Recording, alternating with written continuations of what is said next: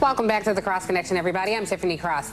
Let's get right to it. The Democrats' main message in these midterms has been watch out for the extremists on the right. Very good message, I have to say, but is that enough of a message to motivate the base? You know, the people who have been holding down this party and democracy for a long time. So I just wonder, perhaps instead of focusing on folks who left the party a long time ago, what might it look like if messaging were designed to inspire the rising majority of this country, who you'll see on screen in just a second? So how exactly are Democrats speaking to their base ahead of the all-important midterm elections? That's the communication we want to see, because that tells a story of which voters matter to the Democratic Party and which voters will continue to uphold this democracy. Joining me now to talk about all of this and more is Brad Jenkins. He's the president and CEO of AAPI Victory Fund, and Xochitl Hinojosa, who is the Democratic strategist and former DNC spokesperson. Very happy to hear from her this morning.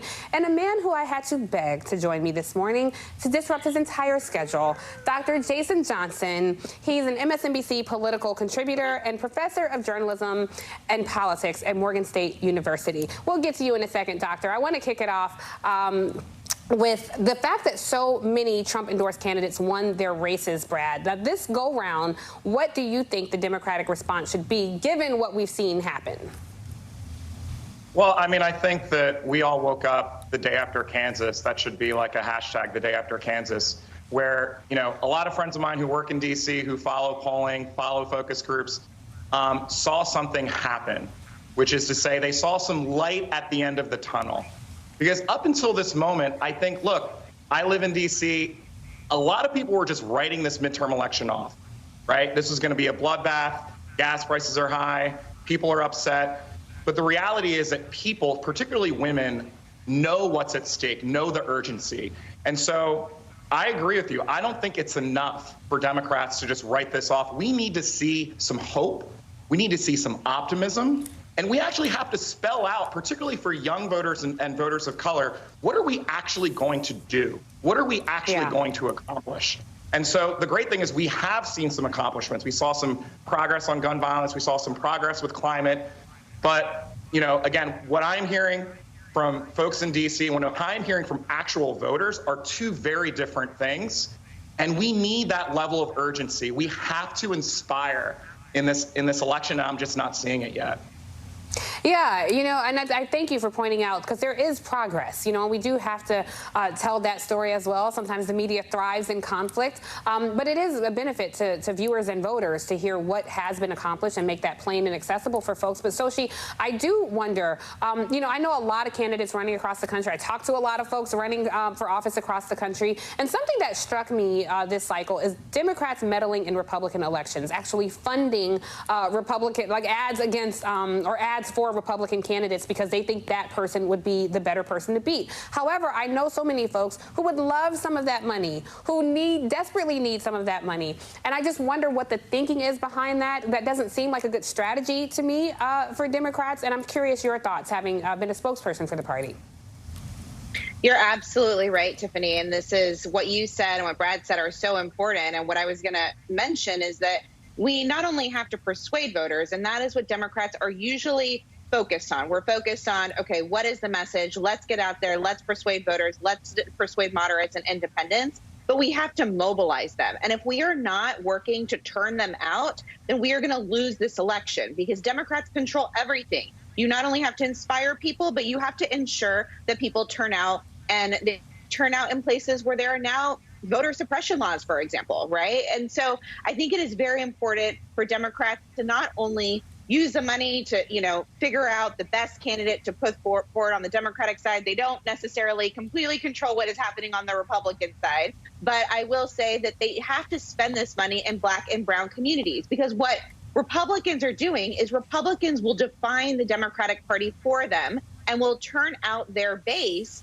Like, for example, immigration. You have heard Republicans spend money and on immigration on the border, and Democrats are losing that fight. And immigration is something that has bipartisan support. So I would like to see Democrats spending more money on the issues that voters care about and that our base cares about, but also to mobilize them. Because if we don't do that, Tiffany, then our voters won't turn out and we will lose in November. Jason, you and I have talked about this so many times. It does seem like some of this messaging sometimes, it just bothers me so much when I hear Democratic candidates talk about winning Republican voters, winning swing voters, and the slap in the face that is to so many black women, but also just the rising majority, the AAPI community, the Latino communities, the biggest eligible voting bloc right now. And they're leapfrogging over these folks, the indigenous communities, leapfrogging over these folks to appeal to folks who ain't never gonna dance with you again. So what is the thinking behind that? So I don't want to spend the whole time trashing Democrats because Republicans are the biggest threat to democracy. But I just wonder, where can Democrats fill in that gap and speak to people who they don't normally talk to? Well, Tiffany, here's the thing. There's a difference between the national Democrats and what local Democrats are doing. And you Good know point. this from any campaign. You talk to the person in Ohio, you talk to the person in Texas, they'll tell the national party, look, we don't need that message, we need this message. So I think if you look at what Mark Kelly is saying in Arizona, if you look what Tim Ryan is saying in Ohio, there's actually a poll where Tim Ryan is leading J.D. Vance. I never would have imagined that 2 months ago. If you talk to Val Demings, local people know the message that they need locally. So that, I think we can't always sort of conflate the two. But the other issue is this, and I agree with you, I've said all along, I don't believe in swing voters. People misinterpret things like Kansas, right? I can look at Kansas and say, okay, great. A lot of people in a red state said that they want to keep abortion rights. But a lot of those voters, including white women who everybody seems to talk about a lot electorally, they'll still vote for Republicans. We've seen this happen all over. They'll vote and say, I want to keep abortion rights, but they'll elect Republicans who want to take abortion rights. You've seen it in Ohio. You saw it in Florida. People say, hey, felons should have the right to vote again, and yet you vote for DeSantis, who's going to overturn the thing that you said that you wanted. So Democrats have to be smart about the fact that you can motivate people on certain policies, but you still have to have great candidates in order to have them vote for the party, not just the policy. Yeah, I agree. And, you know, I think you make a good point about Democrats nationally and locally, which I want to stick with you, Jason, on this, because in Georgia, the Senate race, the debate drama continues with Herschel Walker saying he will debate Senator Raphael Warnock, but only on his terms. Take a listen. I have agreed to 2 debates, and I've been turned down. So now I found out that this election is not about debates. It's about the people. Because it seems Senator Warnock do not want to explain his position to the Georgia voters or to myself. And you know he'll be held accountable in a debate. So I think he's scared. And I've asked Senator Warnock, don't be scared. I'm going to do it in your backyard. So you'll have home field advantage. And I think he's scared. So. Listen, this can only be a gift to Warnock. Jason, before you weigh in, I just want to give a little bit of what you might hear in this debate between Slim and Warnock. Take a listen. You're able, and that's the problem that we have. And I said, what we need to do is look into how we can stop those things. You know, he talked about doing a disinformation. What about getting a department that can look at young men, that's looking at women, that's looking at just social media? And I think about this because at one time, science said man came from apes. Did it not? If that is true, why are there still apes? Oh, my God.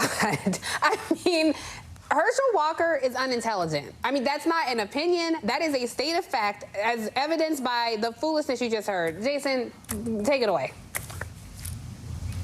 It's almost as if, and please forgive my it's almost like you mix Oswald Bates from In Living Color with like Mushmouth from Fat Albert. Like it's the most bizarre combination of conspiracies and not making any sense. It's strange. But here's the thing, and you know, we've had this discussion before. I'm very happy to see that Reverend Warnock is continuing to run a campaign, putting out commercials, talking about messages and everything else like that, because Herschel Walker is still performing at over 45% of the vote. Scary. This is still going to be close, even though this person appears to be massively incompetent. So I think that's also important, as we've talked about Democrats giving money to Republicans and everything else like that. You got to run every single race like you're down by 10 points. Because there are people who will vote for somebody who is clearly incapable of doing the job. And I'm proud to see that Reverend Warnock is still taking the race seriously. I can't imagine what these debates are going to be like. I will have my popcorn ready. I have no idea if it'll sound like a test pattern talking to like the teacher and Charlie Brown or if it'll actually be an intelligent discussion. I'm going down there if this debate happens. You should go too. We'll go down there. We can do our live from down there at this debate. We're going to do this like we're at a boxing match on the sidelines. Brad, I want to bring you in this conversation because what we saw happen this week is what happens when celebrities get involved in politics, whether it's Jon Stewart pushing for the PACT Act for veterans or rappers Killer Mike and 2 Chainz, who appeared at an Atlanta City Council meeting this week to speak out against the proposed nuisance ordinance. And it just got me thinking about celebrities in politics, because before they're celebrities, they're tax-paying citizens. They deserve to have a voice just like everyone else, and they can use their power. And I think oftentimes this can be a great thing. And I'm just curious your take on that, because a lot of people, sometimes they don't like it. And I don't know that celebrities always equate to votes, but they can certainly help elevate an issue. Your take? Yeah, no, I agree, Tiffany. Look, this is sort of what I do for a living, so I appreciate the question. I think that at the end of the day, it comes down to trust. And at the end of the day, it comes down to community. And unfortunately, most Americans have lost trust with institutions, broadly speaking, particularly government, particularly public officials and politicians.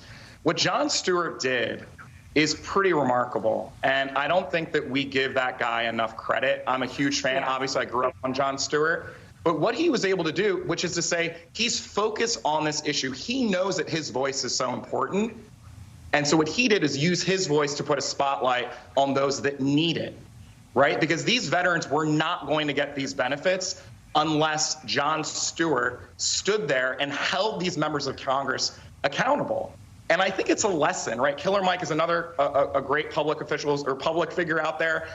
But I think that there are so few public figures. I won't even call them celebrities, Tiffany, because I think that there's sometimes you don't even need to be an actor. You could be a writer. You can be a journalist, who put their own self on the line, their own platform on the line, and the millions of fans that they have, and put that spotlight on the people that deserve it. And that's really the lesson here. I hope and wish that a lot of people see what Jon Stewart did, and we see a lot more of it, because I don't see a lot of public figures doing this, really putting themselves out there on the line. So huge kudos to Jon. Well, this is all great, and I agree with everything you said, but I do wonder sometimes, because celebrities get involved, like Ice Cube and his contract with Black America, even Killer Mike, who I think was great that he was at the city council meeting, but I also remember Homeboy posing with a picture with Brian Kemp, calling the silly girl his sister. I don't even want to say her name, but the black Republican who the Republicans like to trump out.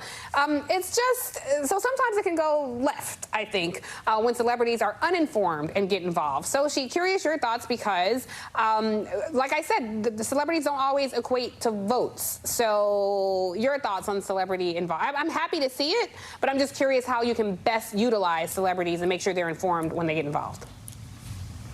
I think that's absolutely right. I think that you have candidates and both parties use celebrities for fundraising, for rallies, et cetera. Again, whether that equates to votes, I'm not sure. It probably lifts up and probably draws crowds more than anything else and raises money. I think the difference that you're seeing here with Jon Stewart is this was an issue that wasn't necessarily getting a ton of attention in a very crowded media environment, and he was able to lift it up. And so I would like to see more celebrities.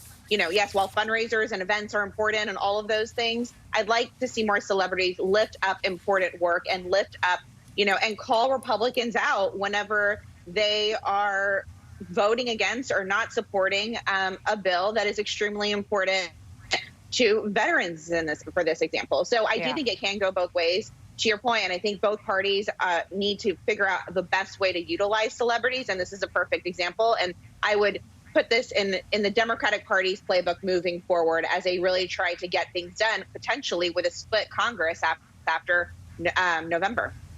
Yeah, and I remember when Chance the Rapper and a group of other rappers, including Killer Mike, filed an amicus brief with the Supreme Court, so a lot of engagement. Jason, I wanted to bring you in here. Perhaps had you made time for us last hour, we would have had more time for you here, but I'm being told we gotta go. So you and I will pick up this conversation on our IG Live after the show, my friend, so don't get busy. I'll see you in a little bit. And coming up, thank you, Brad Jenkins and Associate Hosta, for being here.